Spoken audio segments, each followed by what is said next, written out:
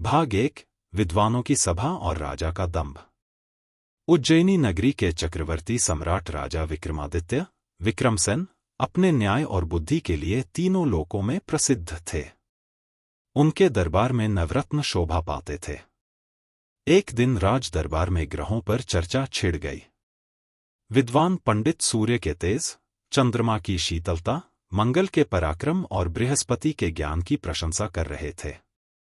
जब बात शनिदेव की आई तो राजा विक्रमादित्य ने नाक भौं सिकोड़ ली। राजा ने अहंकारवश कहा, अरे, शनि तो क्रूर है। वह केवल कष्ट देना जानता है। जिसका पैर टूट जाए, जिसकी बुद्धि भ्रष्ट हो जाए, समझो उस पर शनि की दशा है। मुझे देखो, मैं धर्म पर चलता हूं, इसलिए मेरा कोई कुछ नहीं बिगाड़ सकता। अन्य ग्रह देवता हैं, पर शनि तो केवल क्रूर ग्रह है। राजा के ये शब्द वायुवेग से शनिदेव तक पहुंच गए। कर्मफलदाता को चुनौती मिल चुकी थी। भाग 2।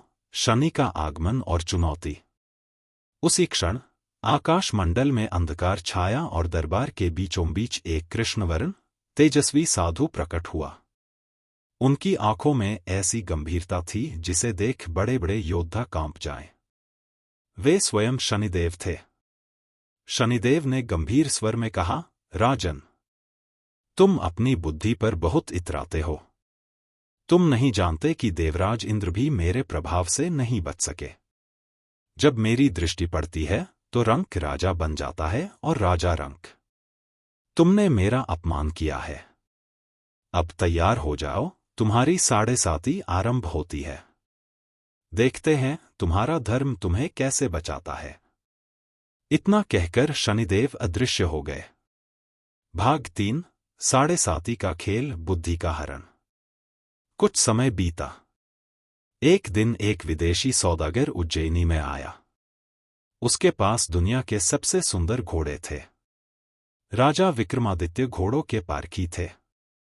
वे एक अत्यंत सुंदर काले घोड़े को परखने के लिए उस पर सवार हुए। जैसे ही राजा पीठ पर बैठे, घोड़ा हवा से बातें करने लगा। वह राजा को लेकर घने जंगलों में भाग गया और एक अनजान राज्य में जाकर राजा को पटक कर गायब हो गया। राजा विक्रमादित्य, जो कल तक सम्राट थे, अब फटे कपड़ों में भूख प्यास से व्याकुल एक अनजान नगर में भटक रहे थे। भाग 4। खूंटी निगल गई हार, चोरी का कलंक। भटकते भटकते राजा ताम्रलिंदा नामक नगर में पहुंचे। वहां एक अमीर सेठ ने राजा की कुलीनता देखकर उसे अपनी दुकान पर पानी पिलाया और विश्राम करने को कहा। राजा दुकान के अंदर खूंटी पर अपना अंगोछा टांग कर लेट गए। उसी खूंटी पर सेठ का एक बेशकीमती मोतियों का हार टंगा था। शनि की माया देखिए। राजा ने अपनी आंखों से देखा कि लकड़ी की खूंटी धीरे धीरे उस हार को निगल रही है। कुछ ही देर में हार गायब हो गया। जब सेठ लौटा और हार नदारद पाया तो उसने शोर मचा दिया, इस परदेसी ने मेरा हार चुराया है। राजा ने सच कहा, खूंटी हार निगल गई, पर कौन विश्वास करता। मामला नगर के राजा के पास गया। शनि की दशा चल रही थी, बुद्धि सबकी विपरीत थी। नगर के राजा ने आदेश दिया, इस चोर के हाथ और पैर काट दिए जाएं और इसे नगर के बाहर फेंक दिया जाए। भाग 5। तेल का कोल्हू और दीपक राग। जिस राजा के इशारे पर सेनाएं चलती थीं, आज वह अपंग होकर सड़क किनारे पड़ा था। शरीर से रक्त बह रहा था और लोग उसे घृणा से देख रहे थे। तभी एक तेली, तेल निकालने वाला, का दिल पसीज गया। वह राजा को अपने घर ले आया। उसने राजा के घाव भरे और उसे अपने कोल्हू पर बैठा दिया। राजा अब कोल्हू के बैल की जगह बैठकर अपनी बची हुई शक्ति से कोल्हू घुमाता और तेल निकालता। राजा विक्रमादित्य ने इस कष्ट में भी धैर्य नहीं खोया। वे समझ गए थे कि यह शनिदेव का न्याय है। वे मन ही मन गाते, हे प्रभु, यह मेरे कर्मों का फल है या तुम्हारी परीक्षा, मैं इसे स्वीकार करता हूं। दिन भर कोल्हू चलाना और रात को दीपक की लौ में ईश्वर का ध्यान करना, यही उनका जीवन बन गया। एक रात उन्होंने दीपक राग गाया। उनका स्वर इतना पवित्र और दर्द भरा था कि पूरे नगर के बुझे हुए दीपक अपने आप जल उठे। भाग 6 क्षमादान और असली स्वरूप। दीपक राग सुनकर और राजा का धैर्य देखकर शनिदेव का हृदय पिघल गया। वे पुनः प्रकट हुए। शनिदेव बोले, राजन, तुम्हारे धैर्य और सत्य ने मुझे प्रसन्न किया। तुमने दुख में भी परमात्मा और धर्म को नहीं छोड़ा। मांगो, क्या मांगते हो?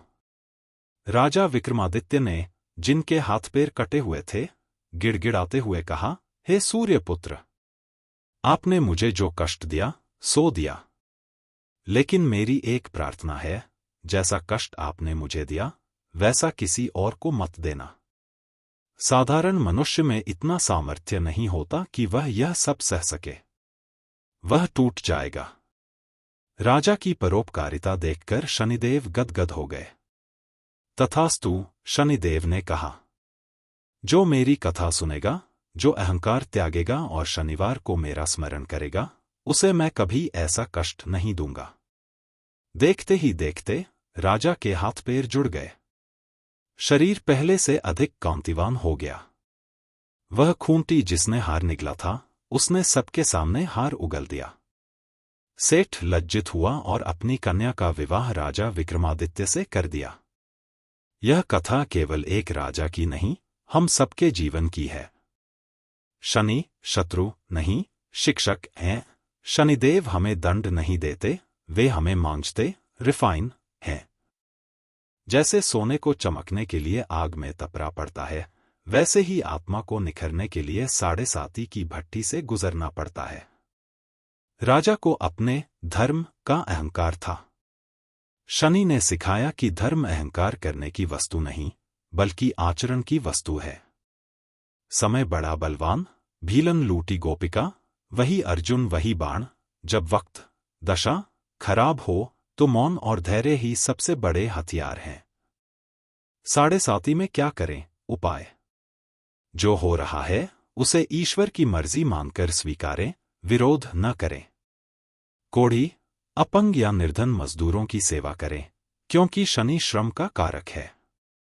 कांसे की कटोरी में सरसों का तेल लेकर उसमें अपना चेहरा देखें और उस तेल का दान करें।